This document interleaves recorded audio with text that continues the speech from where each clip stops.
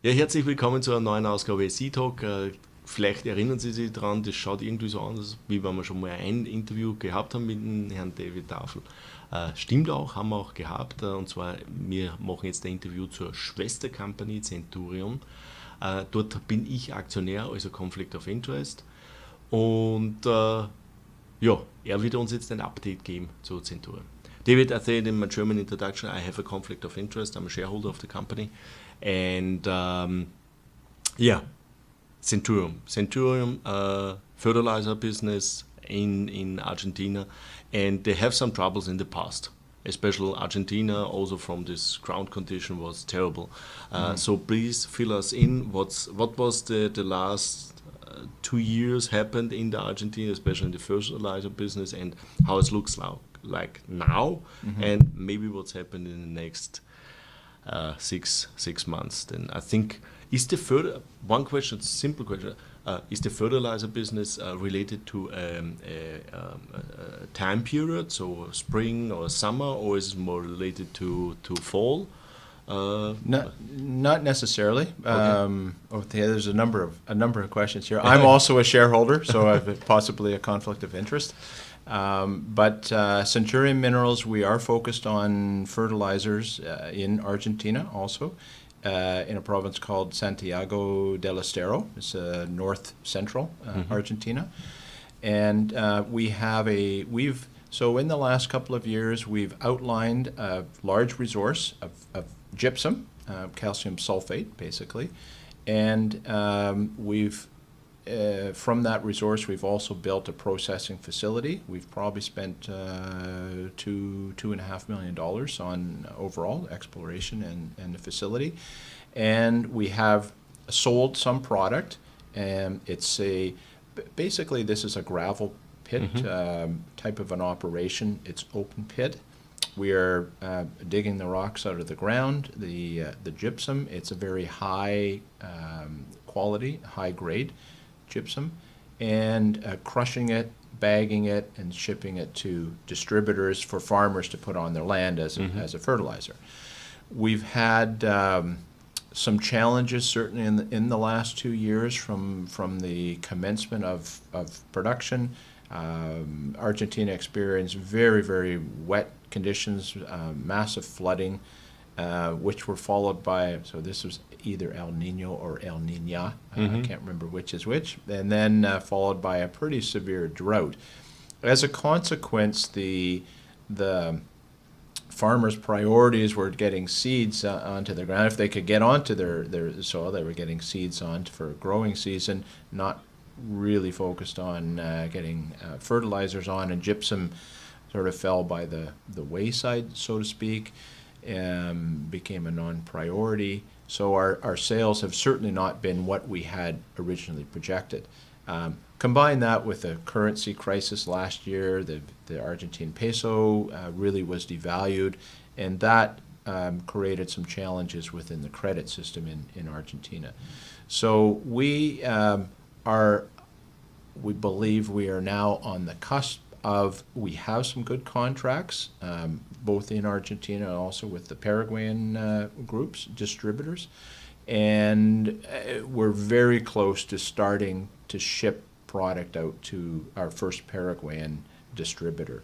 And I would expect within the next 30 days that to commence. We've got quite a large contract. It's worth $750,000 to us that we should be able to complete within a couple of months of commencing, and have other ones follow along fairly shortly. While I guess over the last 2 years, while we've had our challenges, we also created another division called the Optimagro division. And Optimagro combines the use of gypsum with other fertilizers and seeds, and we are utilizing that to regenerate or revitalize land that has undergone some of the drought and the flooding conditions. So while those conditions have been not very good for us to start off on our fertilizer sales, in the long run, it's actually created some opportunities for us to revitalize the land. When you have flooding, as an example, salt rises to the surface and it settles on the soil, and the soil is very difficult to grow anything. It needs to be removed, and really the only way to remove that is by applying gypsum. And gypsum, with a little bit of rain, brings the salt back. It revitalizes. It brings the salt down below the surface. It loosens up the soil that may have been become very compacted because of the drought conditions.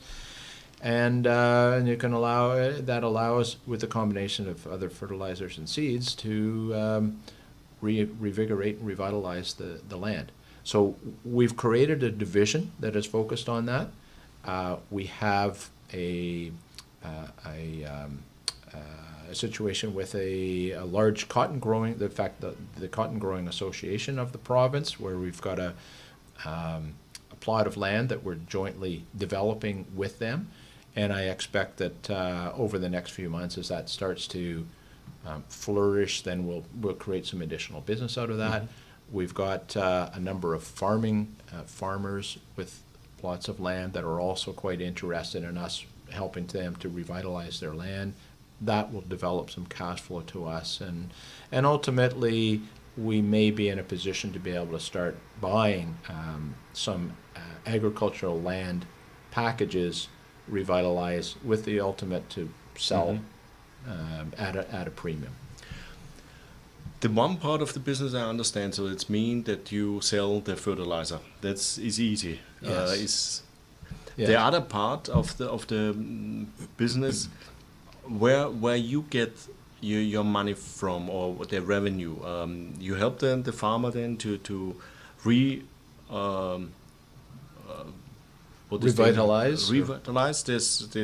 the land. So they pay something up front, or you get them some earnings out of their revenue what they create, or how it looks like? We would basically partner with them. So the ultimate, I guess there's a few different ways of going here, but basically we're partnering with them. Ultimately, if the land is sold, we would participate in the profit sharing, but we're also the operator. And so as the operator, we would get paid to it's almost like refurbishing or renovating a house, as an example. So we're coming in as the contractor, renovating the house, getting paid by the owner of the land, and so that would provide our regular cash flow to us. And there's a huge opportunity, because there are hundreds of thousands of hectares in Argentina that have become unable to produce crops, or they're low production. So the use of both our gypsum as well as our we have a group of agronomists that work with us that go into the land. I mean, it's quite a process. We first of all take satellite pictures of the land. The agronomists then go in and do testing and determine parts of your property need to have a certain amount of this product and a certain amount of that product. Then we go in and we implement that, and we get paid for that. Okay. Can give any guidance what you expect for 2019 in volume? What you maybe fertilizer produce? Well, just on the production side, with our processing facility, the facility that we built is capable of processing 40,000 tons, 40,000 tons of material per year, and we sell a ton for approximately $100 Canadian. So that's about a $4 million revenue. If we're operating, and we can operate at that level, we've proven we can. We need the sales side of it, but that's a $4 million. When we first started and we implemented the facility, we saw this as a first stage. I think we still do see this as a first stage that can be expanded. The processing facility can be doubled or tripled in size, as long as we've got the sales contracts. We also have some other properties that we have looked at and could acquire when the time is right, and basically replicate the same process and facility that we have right now onto another property. So I see the growth coming from not only ramping up to meet the production capacity of our current facility, but also expanding that capacity and expanding the Optimagro division that would help to revitalize land packages that the farmers own. But this means this fertilizer business is more the near-term cash flow if the sales contract in place, and this managing and revitalize the land is more also the long-term growth. Yes. Is this right Correct. explanation? I would see that. Yes, exactly. So, okay, then I would say good luck for 2019. Hopefully the weather will be this time better than the last 2 years. Well, we've had a lot of headwinds against us, and we're due for a tailwind. Ja, genau. That's. I think it's a good point, a good endword. Ja, Centurion hat in den letzten 2 Jahren es wirklich nicht leicht gehabt. Also zuerst haben sie Überflutungen gehabt, damit sie quasi nichts arbeiten haben können. Die Bauern haben auch da quasi wirklich keine Gedanken verschwendet dran, ob sie düngen oder nicht. Und das zweite war dann, dass gleich eine Trockenperiode drangekommen ist, und letztes Jahr ist dann noch zu aller zum Drüberstreuen noch eine Währungskrise dazugekommen.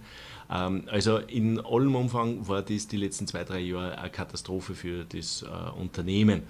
Was produziert das Unternehmen überhaupt? Sie produziert quasi, kann man sagen, Gips, Düngergips, sehr gute Qualität. Sie haben eine Anlage, die ungefähr 40.000 Tonnen im Jahr produzieren kann. Das sind ungefähr umsatztechnisch gesprochen um die $4 Millionen, wenn also die ausverkauft sind. Sie können das steigern, relativ schnell auch auf 2-fache oder das 3-fache. Das ist ein Fertilizer-Business, und wenn heuer nichts dazwischen kommt, dann sollte das Business auch endlich die Früchte tragen, diese Umsätze dort reinkommen. Sie haben allerdings jetzt eine zweite Division eigentlich aufgemacht, und zwar geht es darum, dass viele Firmen oder viele Bauern gar nicht die Möglichkeiten haben, diese überfluteten Gebiete wieder zu revitalisieren. Das ist eigentlich das ganz große Problem, das ganz große Thema, dass sie das selber kaum können, weil man muss dort teilweise das Salz, da wird Salz nach oben geschwommen, und dadurch ist das fast tote Erde, und sie können dort nichts machen. Das heißt, man muss dementsprechend Dünger auftragen, damit das Salz wieder nach unten gedrückt wird, beziehungsweise das Land darauf auch bebaubar wird, anbaubar, dass sie halt dort irgendwas dementsprechend anbauen können. Und das ist sozusagen eine Partnerschaft mit den Farmern dort selber, und das könnte im Long Run dann eine ganz spannende Geschichte werden. Das heißt, im Kurzen geht es ums Fertilizer-Business, also um das Dünger-Business, das in der jetzigen Ausbauphase 4 Millionen ungefähr Umsatz macht, allerdings gesteigert werden kann, verdoppelt und verdreifacht werden kann. Sie haben auch noch andere Gebiete sich angeschaut, wo sie das duplizieren können, das System. Und natürlich im Long Run kommt dieses Revitalisierungs- Division in place sozusagen, wo sie dementsprechend dann dort Cash machen. Das ist allerdings erst längerfristig. Kurzfristig ist das Düngerbereich der Treiber des Gewinns. Das war ein Update von Centurion, DW Tafel, Jänner 2019, Vancouver. Tschüss und Baba. Thank you. Dankeschön, Joe.